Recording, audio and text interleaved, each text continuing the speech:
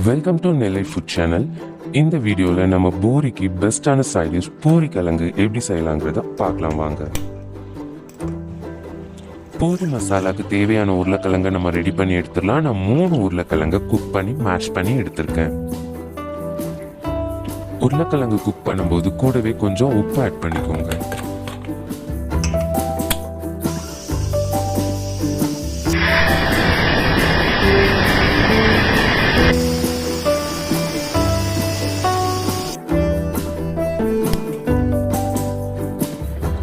Pan heat ஆனதும் 3 table spoon oil add பண்ணிடலாம்.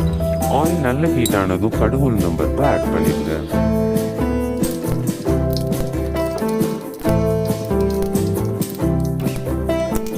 கடுகு நல்லா பொரிஞ்சதும் கருவேப்பிலை, மிளகாய், வெங்காயம் ஆட் பண்ணிடலாம்.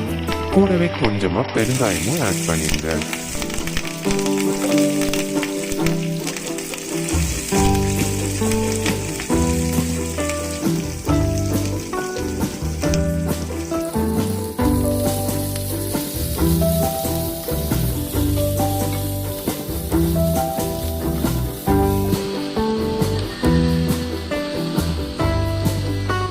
வெங்காயம் வதங்கணுங்கிறதுக்காக கொஞ்சமாக உப்பு ஆட் பண்ணி வதக்கிடலாம்.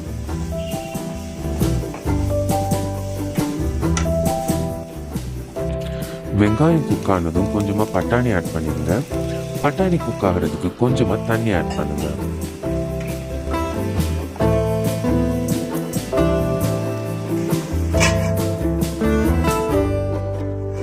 டூ மினிட்ஸ் குக் ஆனதும் கொஞ்சமாக மஞ்சள் பொடி ஆட் பண்ணிடலாம்.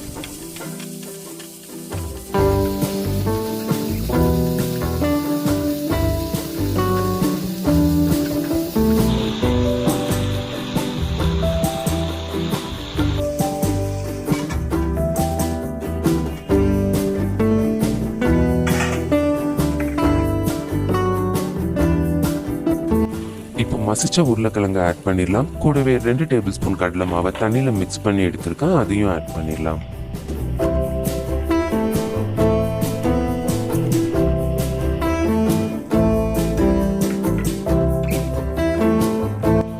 பூரி மசாலாவுக்கு தேவையான அளவு தண்ணி ஆட் பண்ணிடலாம். நான் 1 கப் தண்ணி ஆட் பண்ணியிருக்கேன்.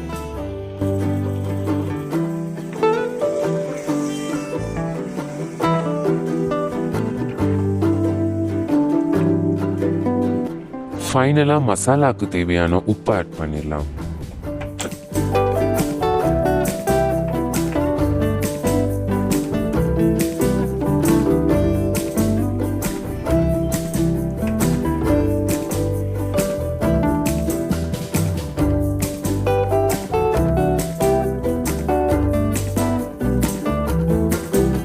இப்போ பூரி மசாலா ஆல்மோஸ்ட் ரெடி ஆயிடுச்சு. 2 மினிட்ஸ் மட்டும் லிட் க்ளோஸ் பண்ணி சிம்ல வச்சு குக் பண்ணுங்க.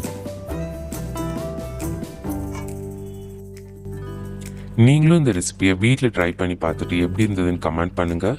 நெக்ஸ்ட் வீடியோவில் வேற ஒரு ரெசிபியோட மீட் பண்ணுறேன். தேங்க்ஸ் ஃபார் வாட்சிங்.